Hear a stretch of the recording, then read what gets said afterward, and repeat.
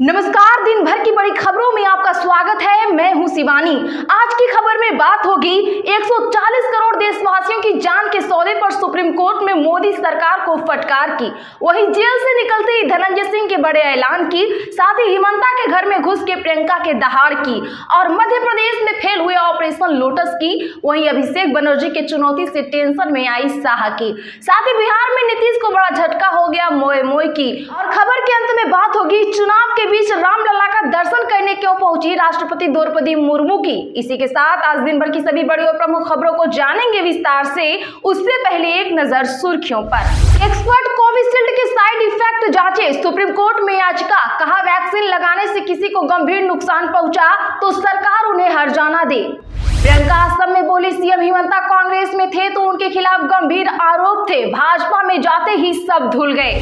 जगदानंद सिंह के बेटे अजीत कुमार का जदयू से इस्तीफा, लेटर लिखकर पार्टी के कामों और फैसलों पर खड़े किए सवाल।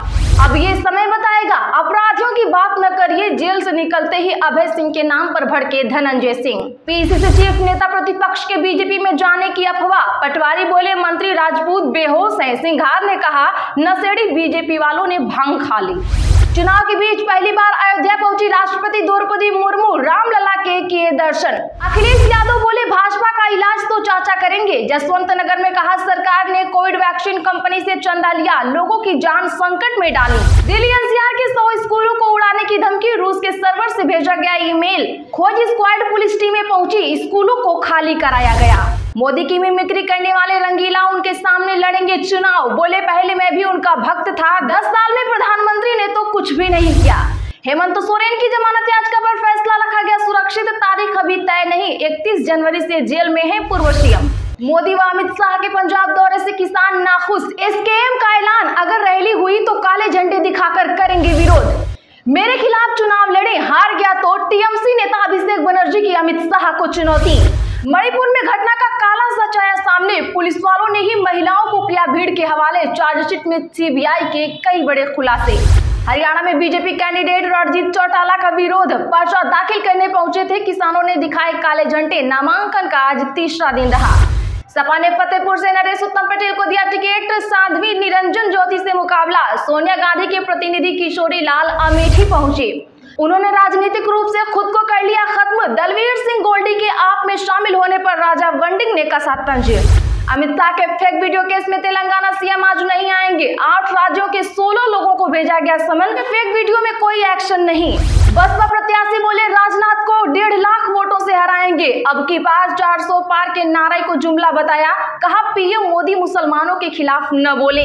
कॉलेजियम सिस्टम को खत्म करना होगा, याचिका पर बोले सीजीआई चंद्रचूड़, मैं माफी चाहूंगा। टीवी पर राज करने के बाद अब अनुपमा ने सियासत में रखा कदम। मिथुन चक्रवर्ती की तरह रूपाली ने थामा बीजेपी का हाथ। उसेवाला कांड मास्टरमाइंड गोल्डी बराड़ अमेरिका में मरा। दावा गैंगस्टर को अमेरिका में गोलियां मारी गई, डल्ला लखबीर ने ली जिम्मेदारी। चलिए जानते हैं बड़ी और प्रमुख खबरों को विस्तार से। उससे पहले प्लीज वीडियो को लाइक जरूर करें। एक्सपर्ट कोविशील्ड में साइड इफेक्ट जांचे, सुप्रीम कोर्ट में याचिका। कहा वैक्सीन लगाने से किसी को गंभीर नुकसान पहुंचा तो सरकार उन्हें हर्जाना दे। जी हां, बता दें कि सुप्रीम कोर्ट में आज कोरोना वैक्सीन कोविशील्ड के जांच के लिए एक याचिका दाखिल की गई। इसमें कहा गया कि कोविशील्ड के साइड इफेक्ट की जांच करने के लिए एक्सपर्ट पैनल बनाने का निर्देश जारी किया जाए। याचिका एडवोकेट विशाल तिवारी ने लगाई है। उन्होंने कहा कि वैक्सीन लगाने के बाद किसी को नुकसान पहुंचा तो उन्हें हर्जाना देने का सिस्टम बनाया जाए। आपको बता दें तो भारत में सबसे पहली कोरोना वैक्सीन कोविशील्ड है। इसे पुणे की सीरम इंस्टीट्यूट ने बनाया है। Covishield formula British pharma company AstraZeneca से लिया गया है। एस्ट्राजेनेका ने अब ब्रिटिश अदालत में माना है कि उनकी वैक्सीन के गंभीर साइड इफेक्ट्स हैं। दर्शकों, क्या लोगों की जान से खेलने वालों पर कार्रवाई होनी चाहिए या नहीं, कमेंट बॉक्स में जरूर बताएं। प्रियंका गांधी बोली असम के सीएम कांग्रेस में थे तो उनके खिलाफ गंभीर आरोप थे, भाजपा में जाते ही सब धुल गए। बता दें कि कांग्रेस की राष्ट्रीय महासचिव प्रियंका गांधी वाड्रा ने असम के धुबरी में चुनावी रैली के दौरान कहा कि असम में माफियाओं का राज चल रहा है। जब आपके सीएम कांग्रेस में थे तो उनके खिलाफ गंभीर आरोप थे, भाजपा में जाते ही उन पर लगे सभी आरोप धुल गए। प्रियंका गांधी ने कहा कि भाजपा ने एक वॉशिंग मशीन विकसित की है जहां भ्रष्ट लोगों को डालकर साफ कर दिया जाता है। उन्होंने सबसे पहले ये चीज आपके सीएम के साथ किया। आज देश में 45 साल में सबसे ज्यादा बेरोजगारी है क्योंकि सरकार में बैठे मंत्रियों का सारा ध्यान अपने स्वार्थ पर है। वहीं देश प्रदेश में 30 लाख से ज्यादा सरकारी पद खाली हैं, लेकिन जिस पर वे बात नहीं करते और सभी बेरोजगार बैठे हैं। जगदानंद सिंह के बेटे अजीत कुमार का जदयू से इस्तीफा, लेटर लिखकर पार्टी के कामों और फैसलों पर खड़े किए सवाल। बता दें कि राष्ट्रीय जनता दल के प्रदेश अध्यक्ष जगदानंद सिंह के बेटे अजीत कुमार ने जेडीयू की प्राथमिक सदस्यता से इस्तीफा दे दिया है। उन्होंने प्रदेश अध्यक्ष उमेश कुशवाहा को पत्र के जरिए पार्टी के कामों और फैसलों पर सवाल खड़े किए हैं। अजीत कुमार राजद में शामिल हो सकते हैं, ऐसा माना जा रहा है। वहीं नेता प्रतिपक्ष तेजस्वी यादव ने लोक जनशक्ति पार्टी के राष्ट्रीय अध्यक्ष चिराग पासवान पर जमकर वार किया है। उन्होंने कहा कि चिराग ने बोला था कि संपन्न दलित को आरक्षण छोड़ देना चाहिए, अब क्यों नहीं आरक्षण छोड़ रहे हैं। आज वह उन्हीं लोगों के साथ हैं जो लोग संविधान को खत्म कर रहे हैं, जो लोग आरक्षण को खत्म कर रहे हैं। अब ये समय बताएगा। अपराधियों की बात न करिए, जेल से निकलते ही अभय सिंह के नाम पर भड़के धनंजय सिंह। जी हां, बता दें कि उत्तर प्रदेश के बाहुबली और पूर्व सांसद धनंजय सिंह ने जेल से निकलते ही अपनी पत्नी श्रीकला के चुनाव प्रचार में जुट जाने का ऐलान किया है। जेल के बाहर मीडिया से बात करते हुए धनंजय सिंह ने कहा कि वह सीधे अपने क्षेत्र जौनपुर जा रहे हैं। इस दौरान अभय सिंह के बारे में सवाल पर धनंजय सिंह थोड़ा नाराज होते दिखे। उन्होंने कहा कि अब ये समय बताएगा, आप लोग अपराधियों के बारे में बात मत करिए। मीडिया से संक्षिप्त बातचीत के बाद करीब 1 दर्जन गाड़ियों के काफिले के साथ धनंजय सिंह जौनपुर के लिए निकल गए। पीसीसी चीफ नेता प्रतिपक्ष के बीजेपी में जाने की अफवाह, पटवारी बोले मंत्री राजपूत बेहोश हैं। सिंघार ने कहा नशेड़ी बीजेपी वालों ने भांग खा ली है। दरअसल बता दें कि मध्य प्रदेश कांग्रेस अध्यक्ष जीतू पटवारी और विधानसभा में नेता प्रतिपक्ष उमंग सिंघार के भाजपा ज्वाइन करने की अफवाह उड़ी, जिसके बाद दोनों ही नेताओं ने इस खबर को बेबुनियादी बताया और अफवाह फैला रहे भाजपा नेताओं को जमकर खरी खोटी सुनाई। कांग्रेस के दोनों ही नेताओं ने उनके भाजपा में आने की बातें कह रहे नेताओं को नशेड़ी, भांग खाने वाला और गर्मी के कारण उनका दिमाग सटक गया कह दिया। दरअसल सागर में मंत्री गोविंद सिंह राजपूत ने दावा करते हुए कहा था कि हो सकता है कि 7 मई के बाद जीतू पटवारी भी बीजेपी में आ जाएं। अखिलेश यादव बोले भाजपा का इलाज चाचा करेंगे। जसवंत नगर में कहा सरकार ने कोविड वैक्सीन कंपनी से चंदा लिया, लोगों की जान संकट में डाली। जी हां, आपको बता दें कि सपा प्रमुख अखिलेश यादव ने आज साफ साफ लहजे में कहा कि हमारे चाचा इलाज करना जानते हैं, अब उन्होंने ठान लिया है तो भाजपा का इलाज तो करके ही मानेंगे। आज जसवंत नगर में ईडी गठबंधन के कार्यकर्ता सम्मेलन को संबोधित कर रहे थे अखिलेश यादव। आगे अखिलेश यादव ने कहा कि आपने देखा होगा वैक्सीन जैसी कंपनियों से भाजपा ने चंदा वसूल लिया। भाजपा के लोग आपदा में अवसर ढूंढते थे और उन्हें मौका मिल गया। वहीं शिवपाल यादव ने कहा कि भाजपा वाले बदजुबानी पर उतर आए हैं, ये कपड़े केवल संत के पहनते हैं, भाषा संतों वाली नहीं है। क्या आप इनकी बात से सहमत हैं? कमेंट में हाँ या ना जरूर लिखें। मोदी की मिमिक्री करने वाले रंगीला उनके सामने लड़ेंगे चुनाव, बोले पहले मैं भी उनका भक्त था, 10 साल में प्रधानमंत्री ने तो कुछ भी नहीं किया।